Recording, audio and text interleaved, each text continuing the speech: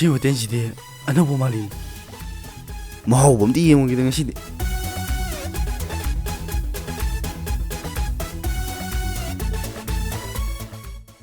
ꯏꯁꯤꯡ ꯑꯃ ꯄꯨꯔꯛꯑꯣ ꯁꯦ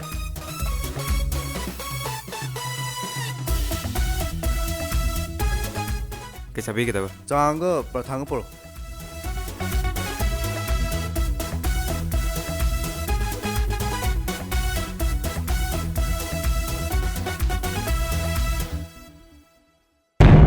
ꯉꯥꯏꯈꯣ ꯀꯩ ꯇꯥꯛꯄꯤꯒꯗꯕ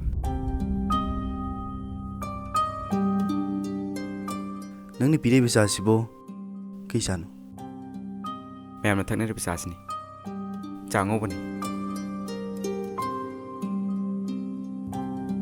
ꯆꯥ ꯑꯁꯤꯒꯤ ꯃꯃꯜ ꯂꯨꯄꯥ ꯀꯌꯥꯅꯣ ꯂꯨꯄꯥ 10 ꯈꯛꯇꯅꯤ ꯅꯣꯏꯒꯤ ꯆꯥꯁꯦ ꯁꯪꯒꯣꯝ ꯅꯝꯕ ꯋꯥꯠꯂꯦ ꯍꯌꯦꯡꯗꯒꯤꯗꯤ ꯑꯩꯒꯤ ꯑꯣꯏꯅ ꯁꯪꯒꯣꯝ ꯌꯥꯝ ꯅꯝꯕ ꯌꯥꯝ ꯁ꯭ꯄꯦꯁꯦꯜ ꯑꯣꯏꯕ ꯆꯥ ꯁꯦꯝꯒꯗꯕꯅꯤ ꯆꯥ ꯒ꯭ꯂꯥꯁ ꯑꯃꯗ ꯂꯨꯄꯥ 50 ꯄꯤꯒꯅꯤ ꯑꯗꯨꯒ ꯄꯔꯊꯥꯁꯤꯁꯨ ꯄ꯭ꯂꯦꯟ ꯃꯥꯜꯂꯦ ꯑꯂꯨ ꯄꯔꯊꯥ ꯑꯣꯔ ꯆꯤꯀꯟ ꯄꯔꯊꯥ ꯁꯦꯝꯃꯝꯒꯗꯕꯅꯤ ꯂꯨꯄꯥ 20 ꯅꯠꯇ꯭ꯔꯒ 50 ꯄꯤꯔꯤꯕ ꯄꯔꯊꯥꯁꯦ ꯑꯩ ꯂꯨꯄꯥ 60 ꯄꯤꯒꯦ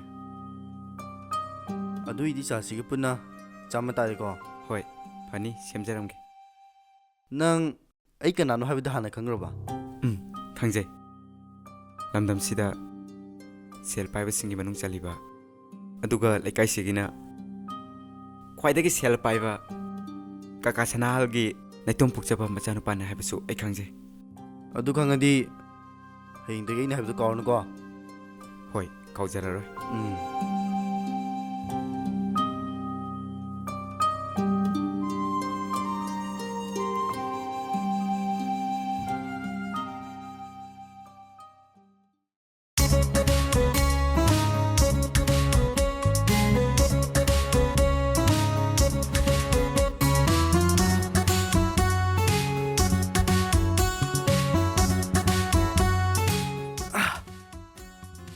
ꯆꯥꯎ ꯑꯩ ꯂꯩꯍꯦ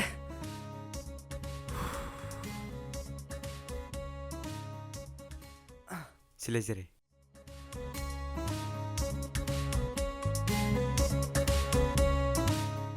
ꯀꯝꯗꯧꯕꯤꯒꯦ ꯒꯨꯗ ꯁꯤꯃꯛꯅꯤ ꯑꯩꯅ ꯄꯥꯝꯕ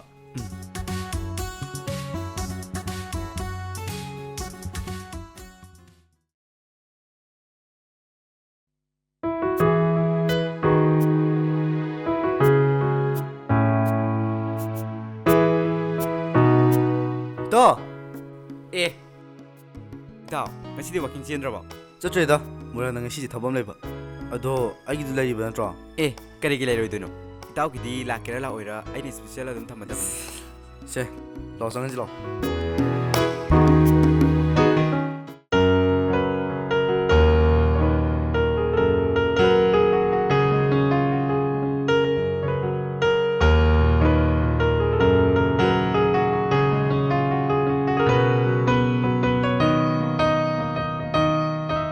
Ay, mama!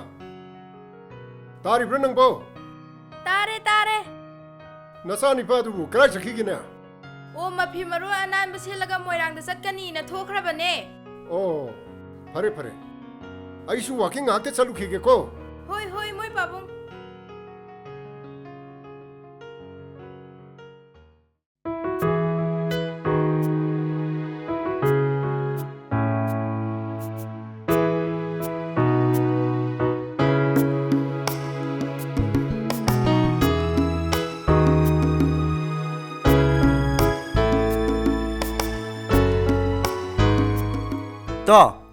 ꯇꯥꯎ ꯑꯝꯇ ꯊꯣꯛꯂꯛꯑꯣꯅꯦ ꯀꯩꯗꯧꯔꯒꯦ ꯅꯣꯏ ꯋꯥꯁꯔꯨꯝꯗꯕꯨ ꯀꯔꯝ ꯂꯩꯒꯦ ꯁꯣꯝ ꯂꯩꯕꯅꯤ ꯑꯣ ꯑꯩ ꯑꯃ ꯆꯪꯉꯨꯈꯤꯒꯦ ꯐꯅꯤ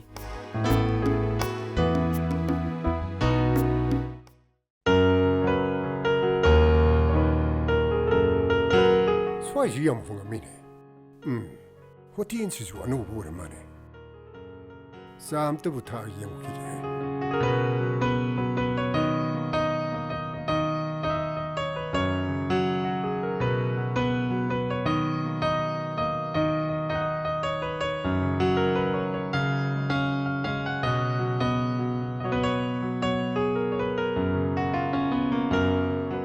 Kana lei. Sam te puthoro.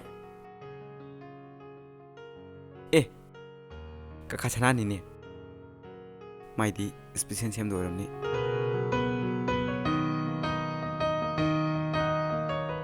Chile kaka. Chana di kai to si kaka. Sana bdi yare. Pangsa sa sen musu phatida. Pai kaka.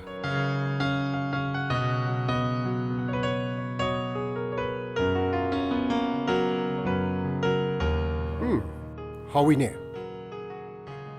Yam hawi mai sa si.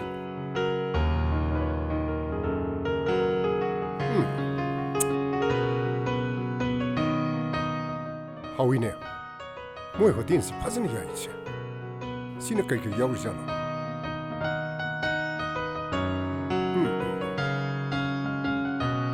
Moi shi di sana su wan shu na phani ne. Ibunga. Amtalo. Kai tapi ka kaka. Noi sa si di yam hawi ne. Pai kaka. Adu kaya taraba. Lupa kai tare kaka. Kai no harsibo. Lupa tara pibu sa si da. Lupa yang kai lobudi. Ibunga noi shi kare hemendro. Kaka ki chanu pa tum thinati. Patara pi bachado.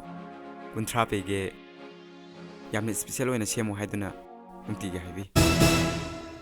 Aduka kaka di tum thingi pabung oi beduda. Yam special oi bam semjabani. Ibunga. Maakse nang na khangdra mane. Ma dine sien paiba mi gi masa. Ai na lairu gi masa. Yam khenai ma ga iga mana biyaro. Haibi risibu tum thinchi kaka na popo na tabro. Ma ni ne. Ma ai ne hek pokse ba isyani ne.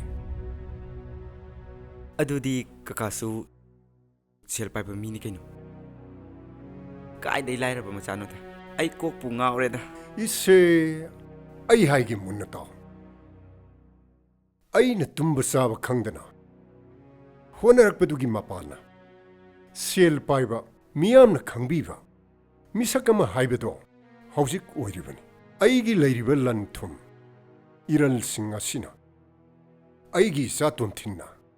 Wata padaba haibedo oiribani. Aina sel paiba mi oirubagine. Mabune mayamna sel paiba masani na hainaribani. Adugane aibu pokpiramba layoi khraba aigi pabungdo yamna lairaba awaba imungda horakpani adunane ai lairibigi masani hairibani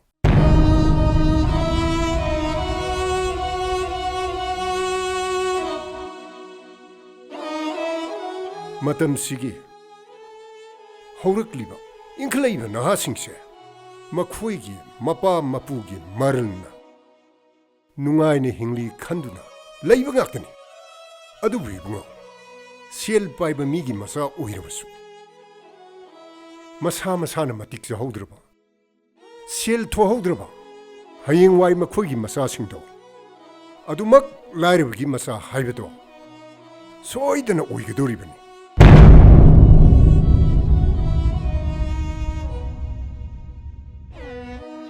Se, nangi lupa yang kai haibito. Se, lauro.